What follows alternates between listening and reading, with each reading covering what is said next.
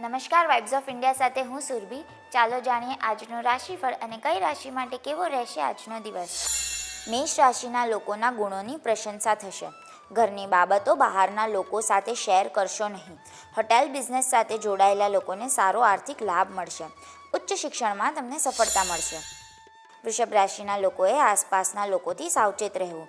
થાકને કારણે તમે તમારા કામ પર વધુ ધ્યાન આપી શકશો નહીં. પૈસા સંબંધિત મામલાઓમાં બેદરકાર રહેવું યોગ્ય નથી. મિથુન રાશિના લોકોનો દિવસનો પ્રારંભ ખૂબ જ શુભ રહેશે. ઘરમાં પૂજાનું વાતાવરણ રહેશે. તમને જે પણ ખુશી આપે છે તેનાથી તમારે દુઃખી થવું પડશે.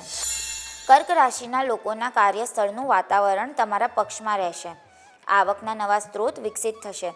કમિશન સંબંધિત મામલાઓમાં મોટો ફાયદો થઈ શકે છે. તમારા કામનો દોષ બીજા પર નાખવાથી બચો. સિંહ રાશિના લોકો ધીમે ધીમે ખર્ચ પર નિયંત્રણ મેળવશે. પ્રિયજન સાથે સારો સમય પસાર કરશો. ધંધામાં ધાર્યા કરતાં વધુ લાભ થશે. કાર્યસ્થળ પર ઉચ્ચ અધિકારીઓ તમારાથી ખૂબ ખુશ રહેશે.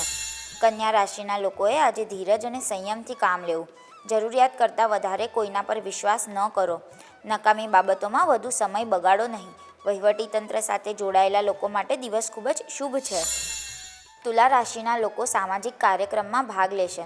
પ્રવાસન વ્યવસાય સાથે સંકળાયેલા લોકોને મોટા વેપાર સોદા મળી શકે છે. તમે તમારા કામને વિસ્તારવા વિશે વિચારશો. વૃશ્ચિક રાશિના લોકો માટે નવા કામની શરૂઆત કરવી યોગ્ય નથી. તમારા અધિકારીઓના આદેશનો અનાદર કરશો નહીં.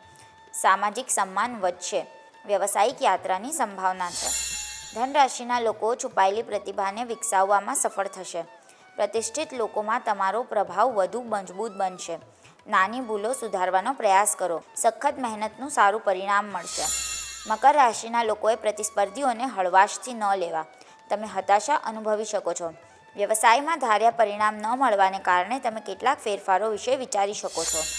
કુંભ રાશિના લોકોના વેપારમાં નવા કરાર થવાની સંભાવના છે. તમે ધાર્મિક કાર્યોમાં ભાગ લેશો. તમને ચારે બાજુથી સારા સમાચારો પણ મળશે.